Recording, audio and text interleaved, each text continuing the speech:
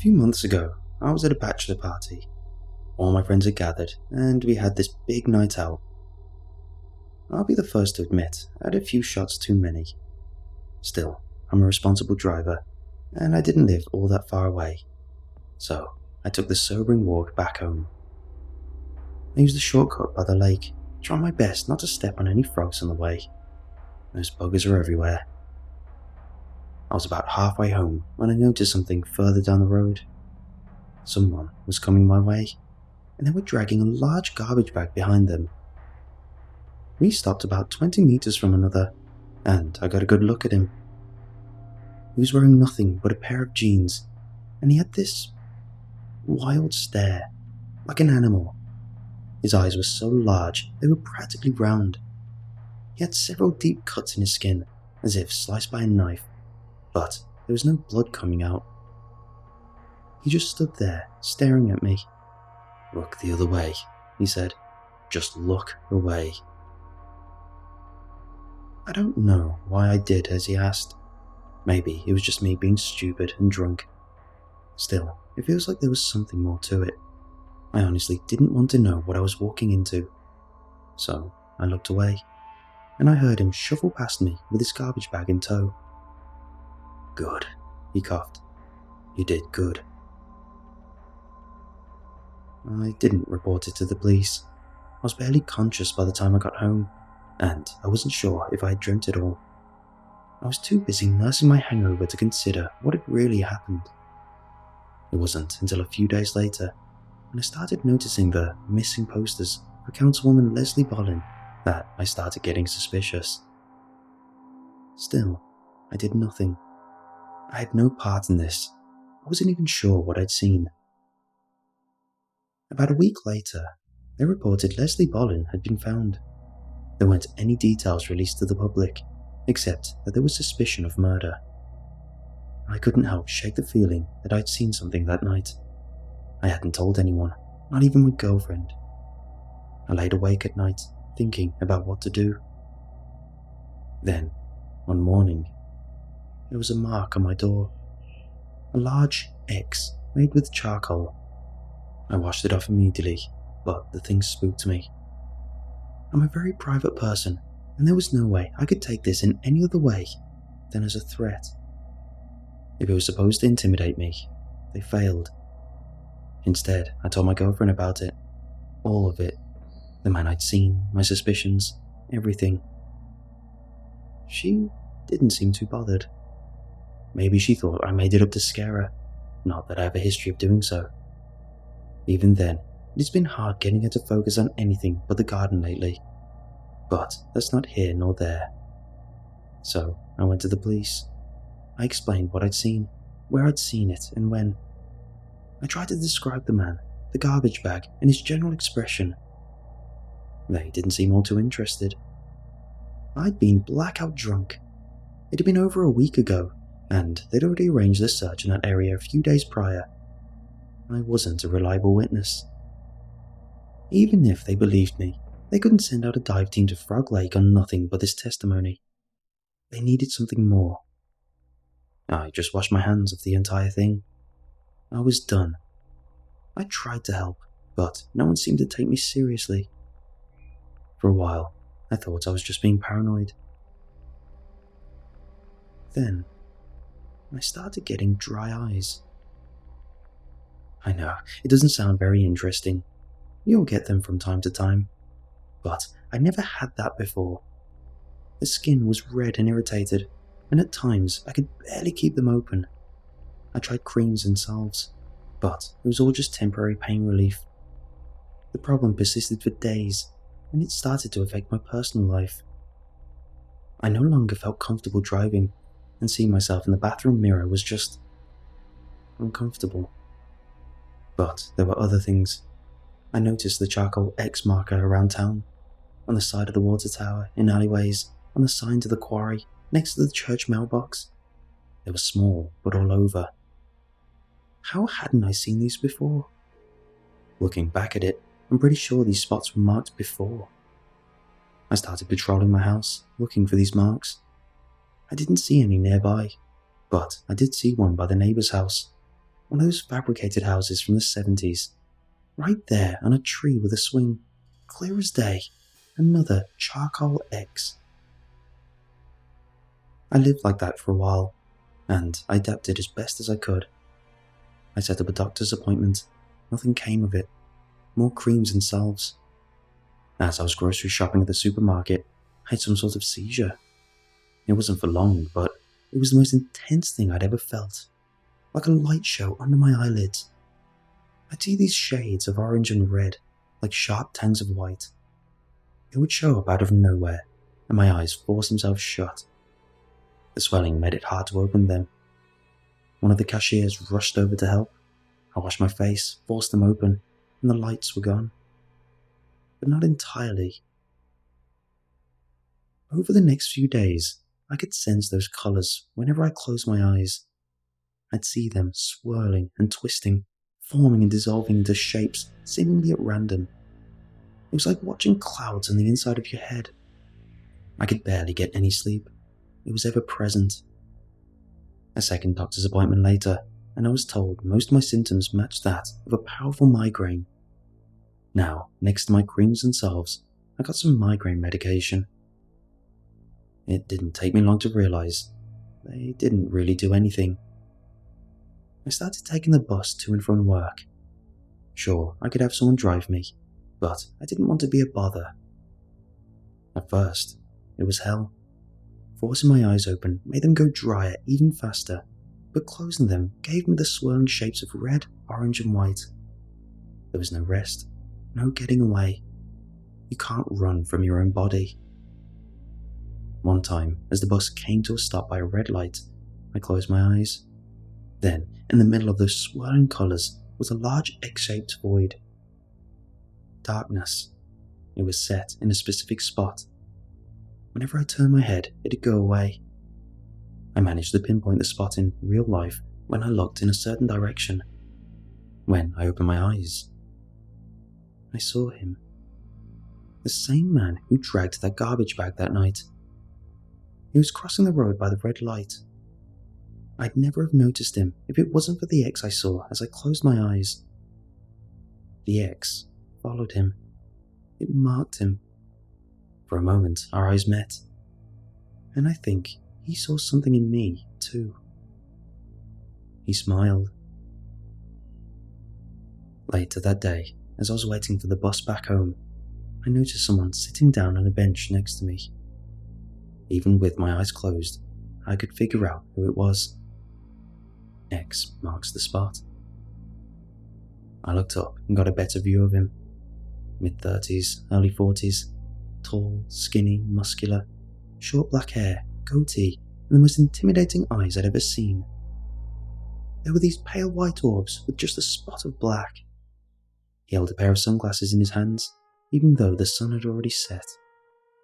Who wears sunglasses in the dark? Rough day, he asked. Yeah, I nodded. It'll get better, he comforted. It always does. I didn't answer. There was something odd about his voice, like he was talking to someone he knew, rather than a complete stranger. Just look ahead, he said. Look closely. He got up from the bench and started walking. I waved at him. Aren't you taking the bus? I prefer a long walk. Step by step, he disappeared down the street. That night, as I sat in my bedroom, I closed my eyes. I shut them as hard as I could, frustrated by the colours and the discomfort, and for a brief second, I noticed something in front of me. Just this tiny black spot. It was just like in the bus, a dark void, bereft of colour. I didn't realise I was looking straight ahead at a reflection in the bedroom mirror. Again, I closed my eyes and stepped forward. The spot grew larger and came into focus. There, in the equivalent of where my forehead was reflected, was a black X. I was marked. I started having horrible nightmares. The colours in the back of my eyes started shaping into violent images. The red and orange turned into blood. skin and innards, the tangs of sharp white turned into bone. Closing my eyes was like looking up from under a pile of broken bodies. It was disorienting, and it made me sick. The migraine pills did nothing. I found myself sleeping with my eyes open. In the morning, my eyes were so badly crusted I couldn't see without thoroughly washing them. Still, the creams and salves did nothing. My girlfriend was getting worried, not only because of my eyes, but because she said something had changed with me. I wasn't listening, nor paying any attention. I was constantly distracted, and I wasn't talking as much. I didn't even notice it myself, but she was right. Usually, that'd bother me greatly. I consider myself an active listener, but lately, I just didn't care.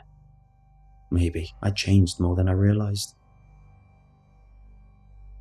Things were getting worse. Every time I closed my eyes, a new horror would morph into view. Hellish landscapes, laughing skulls, a sky full of eyes, all in shades of orange, red and yellow. A nightmare with every blink of an eye. I tried to force myself just to not blink, but the swelling made it impossible. Sometimes the visions would be so bad I audibly gasped or screamed. I was sent home from work on sick leave. At best, I was a distraction. At worst, I was scaring the other workers. I locked myself in the bathroom that night and turned off the lights. It was easier to keep my eyes open in the dark. There, as I blinked, I noticed the reflected X in the mirror was larger. My mark was larger. I stepped up close, thinking about what the man from the bus stop had said. "Look closer," I muttered. I pressed my face against the bathroom mirror. The X covered my entire field of view, and finally, closing my eyes just gave me darkness. No colours, it was all just darkness. The relief was so enormous that I cried. Then, a hand. Something reached out of the mirror, stroking my hair, a rumbling voice as if whispered from underwater. "Hello." I started closing my eyes more. I started making sense of things. In the landscapes of horrors, I noticed patterns corresponding to my surroundings. What looked like a skull could be my bed, morphing as I moved back and forth. An enormous disemboweled tongue could be where my hallway carpet was. It was like seeing the world shaped through a constant morphing etch-a-sketch from hell, like staring at a moving painting, colours never settling. I found myself walking around for hours, eyes closed. I could navigate my space better and better.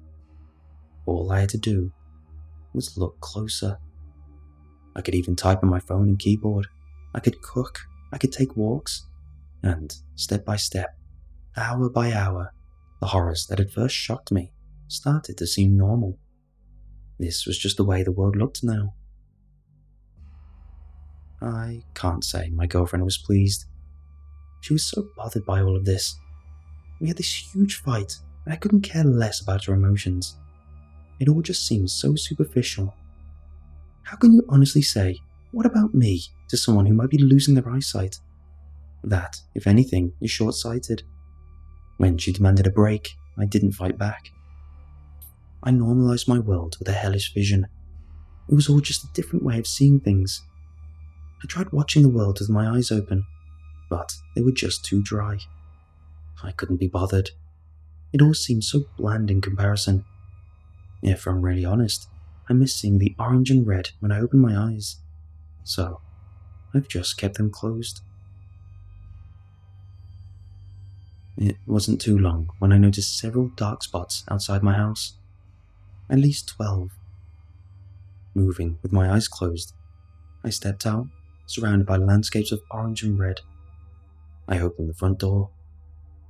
There were at least 12 X's, tall and dark.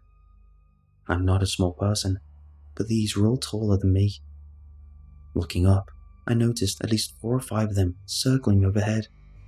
Not flying or flapping any wings, just hanging there, suspended, symbols. "You're looking closer," said a familiar voice with a cough. You did good. Please tell me, what's happening? I told everyone about you, the voice continued. They were eager to reward you. This is a reward? Can't grow new muscles without some tension and pain, the voice chuckled. All this discomfort will pass. Then what? Then we can move forward and see things together. Enough of this. I was annoyed. I hated this unclear, puzzling crap. I wanted answers, and I wanted them now.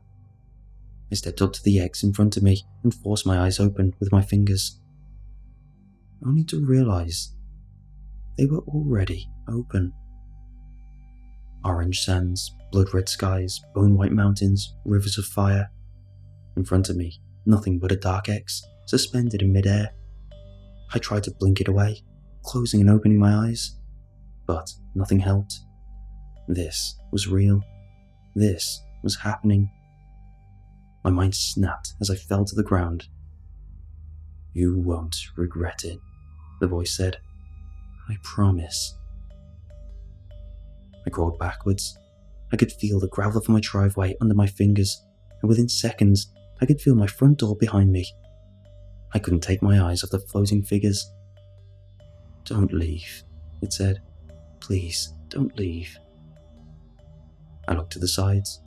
Corpses floating down a river of fire, worm-shaped tunnels boring into the side of ribcage mountainsides, countless egg-shaped spots, all waiting to speak to me. They were floating overhead, drifting underneath. I could feel them, far off, closing in. No, I stammered. I can't. Please, it pleaded. Please. I crawled backwards. I felt the front door open behind me. Then, I was back.